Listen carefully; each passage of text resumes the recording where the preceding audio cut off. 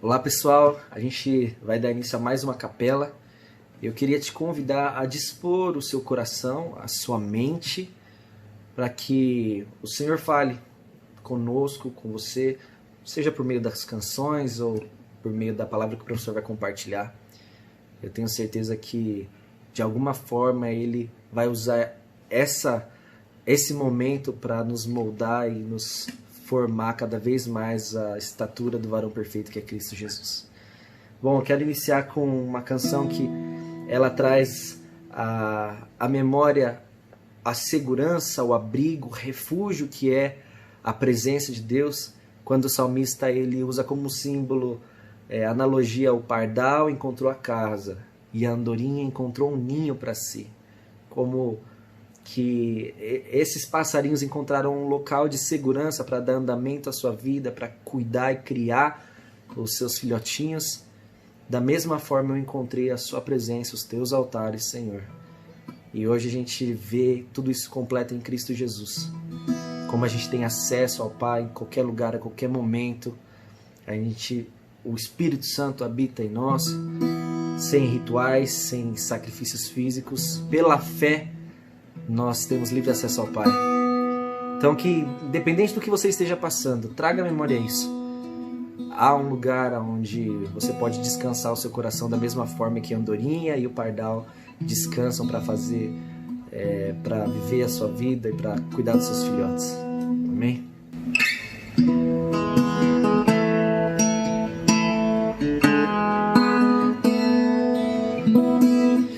Quão amáveis são os teus tabernáculos, Senhor dos exércitos.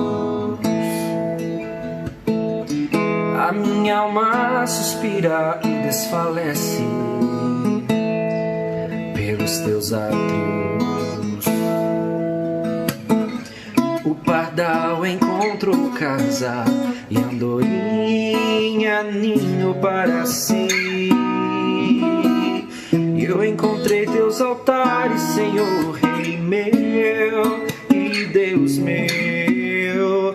Eu encontrei teus altares, Senhor, Rei meu e Deus meu.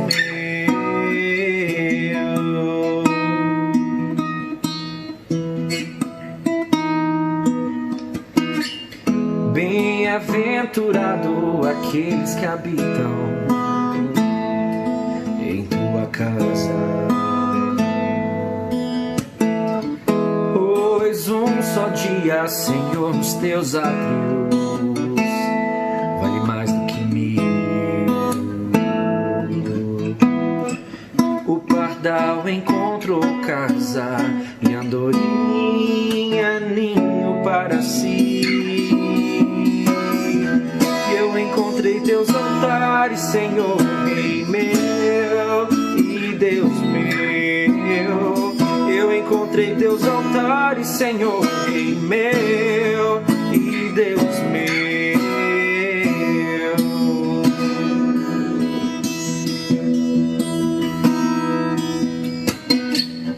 Pois o Senhor é sol e escudo, da graça e glória.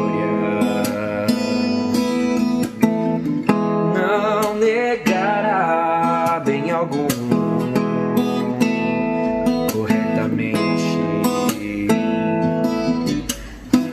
o pardal encontrou casa e a andorinha ninho para si. Eu encontrei teus altares, Senhor, Rei meu e Deus meu. Eu encontrei teus altares, Senhor, Rei meu e Deus meu. Eu encontrei teus altares, Senhor, Rei meu e Deus meu. Eu encontrei teus altares, Senhor. Eu encontrei teus altares, Senhor, Rei meu e Deus meu.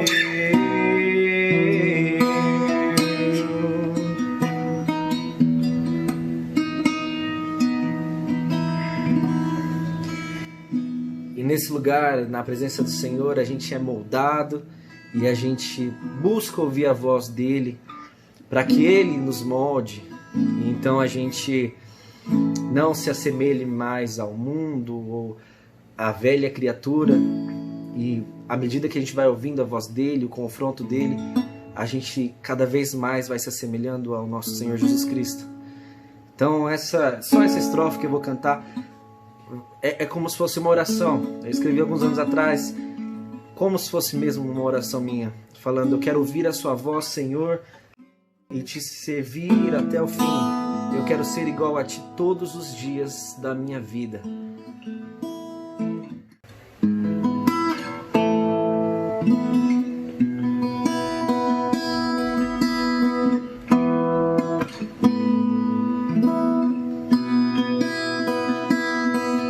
Eu quero ouvir tua voz, Senhor,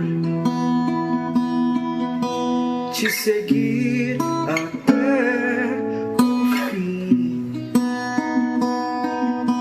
Quero ser igual a ti todos os dias da minha vida. Quero ouvir tua voz, Senhor, te seguir até o fim. Eu quero ser igual a ti, Jesus, todos os dias da minha vida. Não importa o lugar que reclinarei minha cabeça, o conforto se ofuscou diante da cruz. Muito mais que as bênçãos, é sua beleza que atraiu meu coração para ti. Quero ouvir tua voz, Senhor, te seguir até o fim.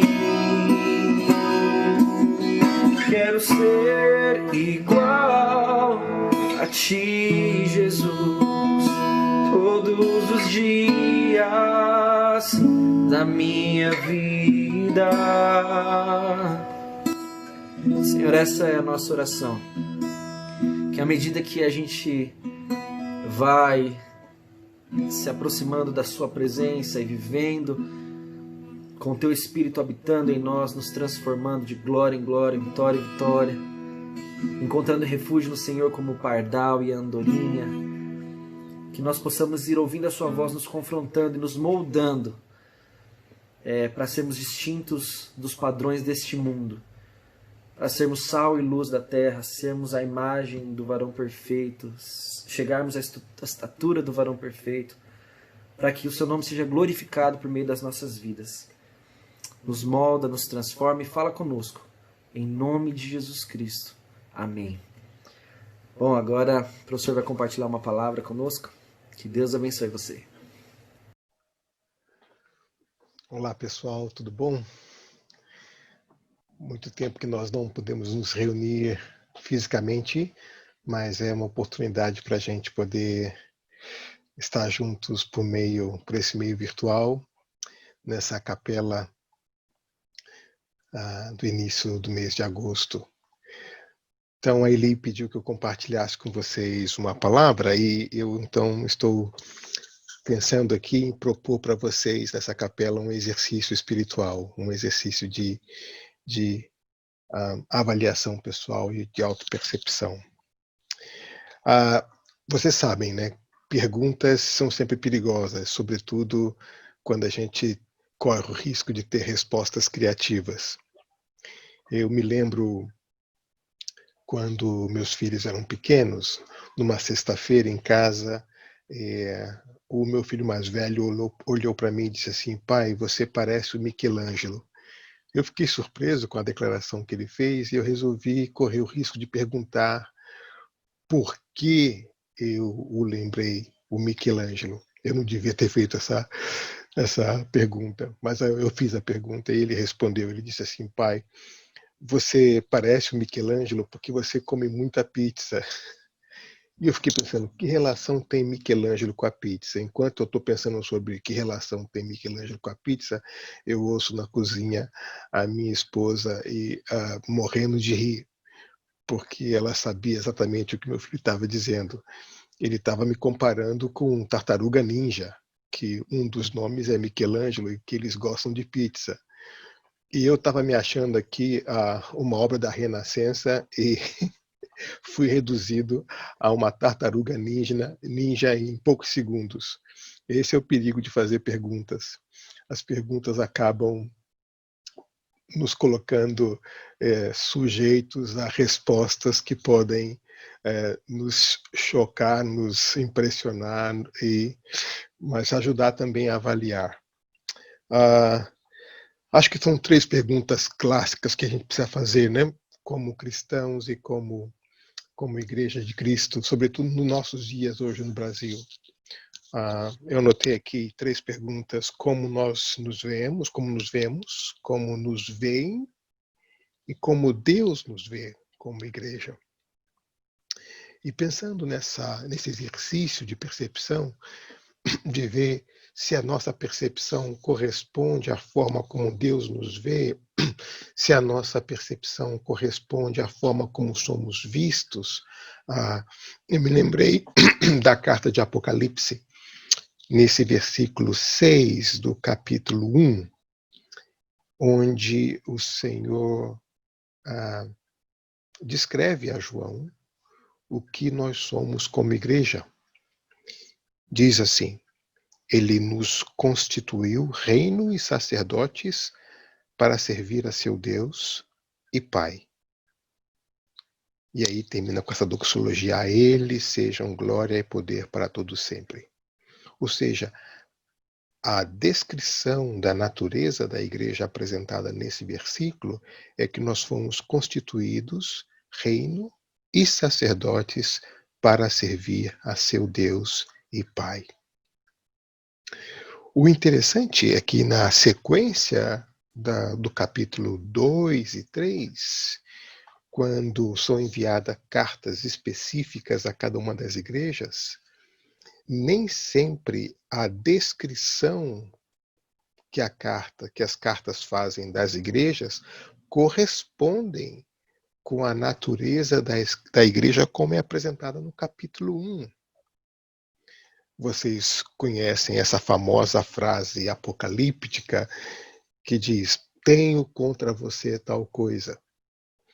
Então, no capítulo 1, nós temos essa revelação de Jesus, o Cristo cósmico, que se apresenta a João. E no capítulo 2 e 3, nós temos aquelas cartas dirigidas às igrejas.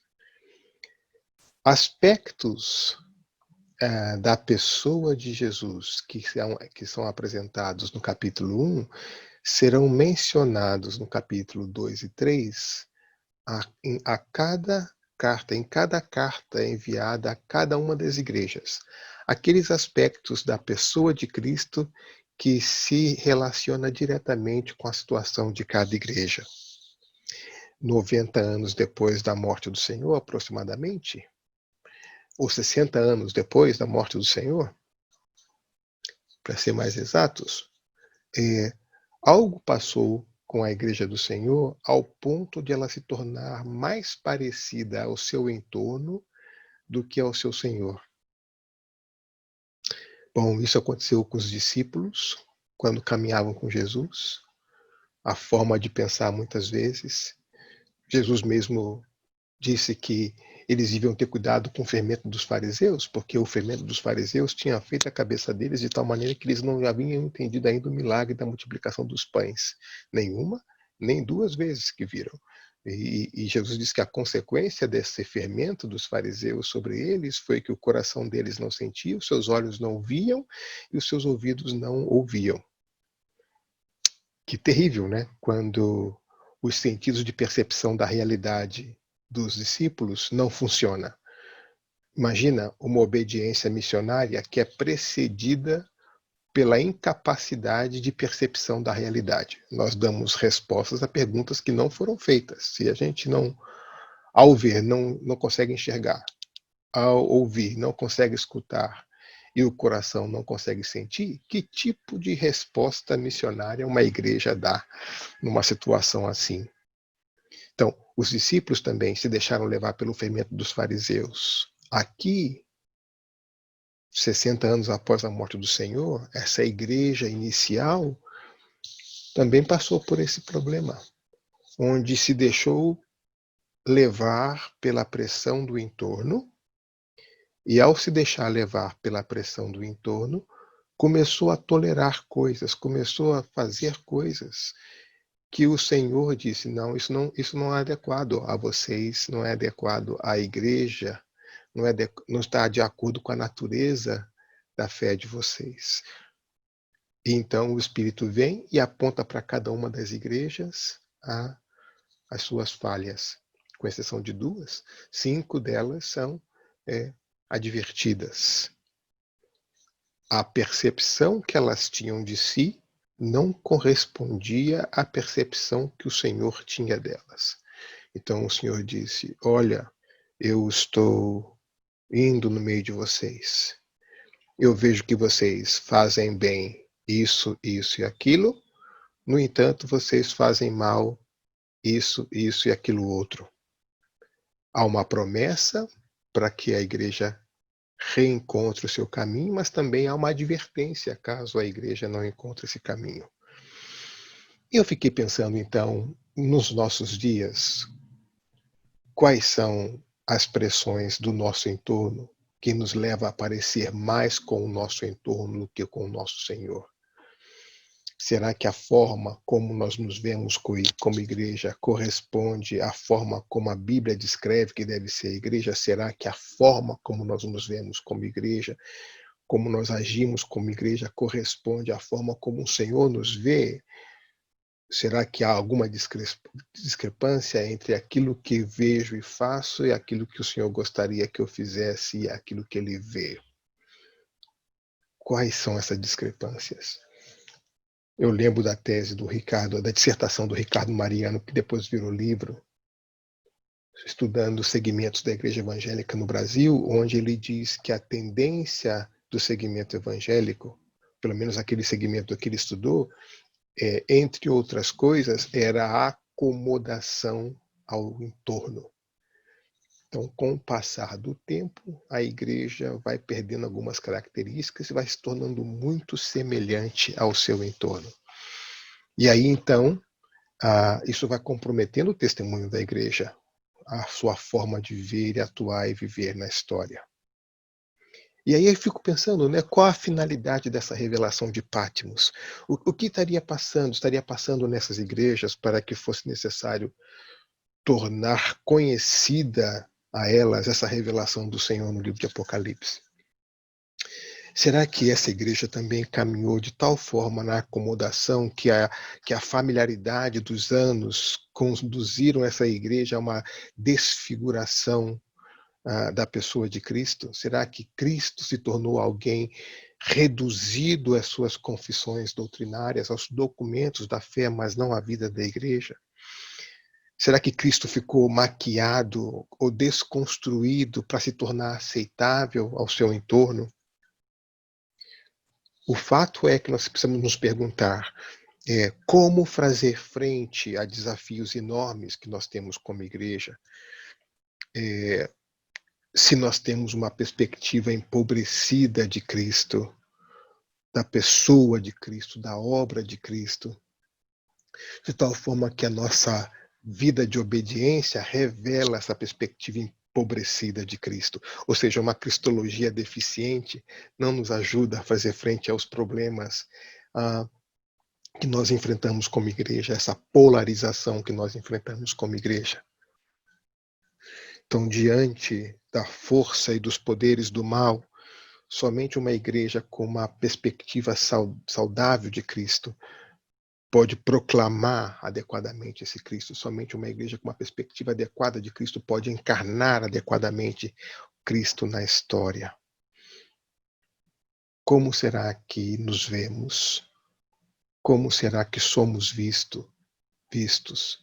Como será que o Senhor nos vê? Tem outra passagem interessante nos evangelhos, quando Jesus, a caminho de Jerusalém, de longe vê uma figueira, e de longe ela parecia ter frutos. Quando ele chega perto, ele descobre que não são frutos. E ele então amaldiçoou a figueira. E essa passagem, ela está bem em seguida, vem a entrada de Jesus no templo, né? Então, de longe o templo parecia uma coisa, mas quando Jesus chega perto do templo e descobre que a casa de oração do seu pai se tornou um covil de ladrões. E Jesus então tem aquela reação que tem no templo. De longe parecia uma coisa, de perto o que ele encontrou foi outra.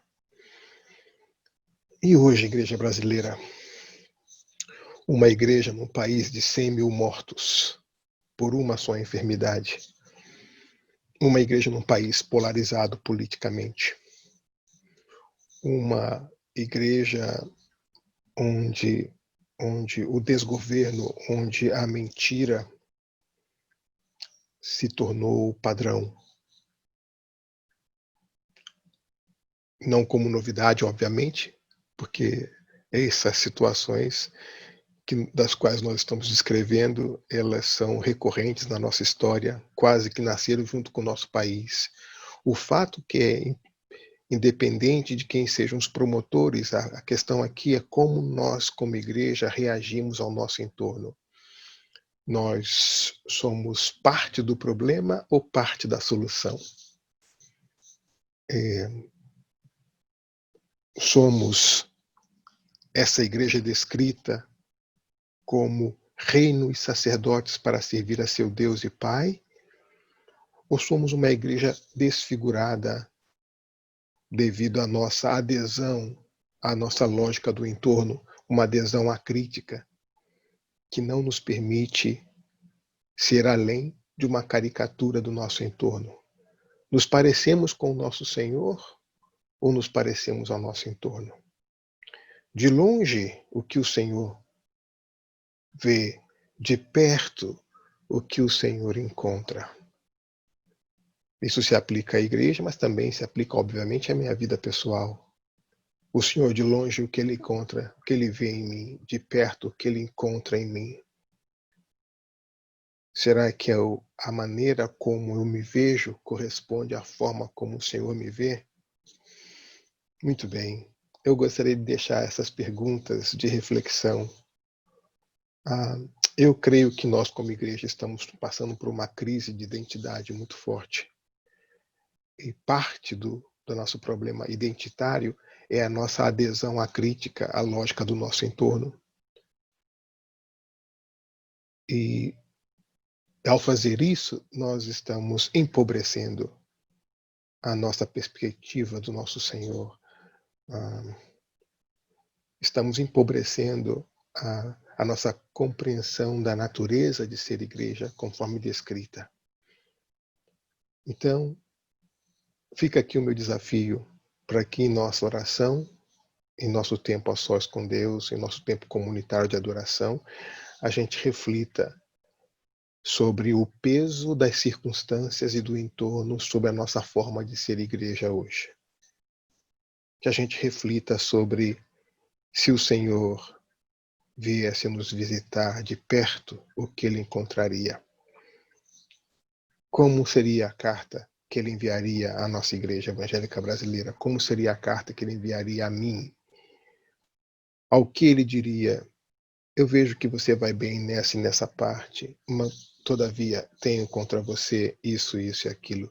Quais seriam os componentes que o Senhor reafirmaria e quais seriam os componentes que o Senhor me repreenderia e desafiaria a mudar? O nosso crescimento evangélico, em termos numéricos, qualifica o nosso testemunho ou complica o nosso testemunho? Afinal, o que está crescendo? A gente precisa se perguntar, né? Será que o que é bom é o que cresce? Ou será que são os nossos defeitos que crescem? Aconteceu com os discípulos, aconteceu com a igreja no primeiro século, aconteceu com a igreja em outros períodos da história, e é possível que esteja acontecendo conosco também essa mesma coisa. Assim, eu gostaria de propor para vocês, nessa capela, que nós não deixássemos de passar esse tempo de pandemia, onde nós estamos reclusos, passar por cima, mas que nós dedicássemos tempo a fazer essa pergunta. De longe o que o Senhor vê, de perto o que Ele encontra. A minha percepção da igreja, ou a minha percepção como igreja, corresponde à percepção que o Senhor tem dela ou não? O que o Senhor diria nessa carta para mim, para nós como igreja brasileira? Em quais coisas estamos indo bem? Em que coisas estamos indo mal? Que Deus nos abençoe nesse período tão crítico, onde nunca foi tão importante o anúncio do Evangelho, a vida do Evangelho, o testemunho do Evangelho, um testemunho de vida, um anúncio de vida no meio dessa cultura de morte na qual nós estamos inseridos. Que Deus abençoe vocês e que muito em breve possamos estar todos juntos participando no mesmo espaço, no mesmo tempo, desse tempo de adoração ao Senhor. Um grande abraço para todos. Deus os abençoe.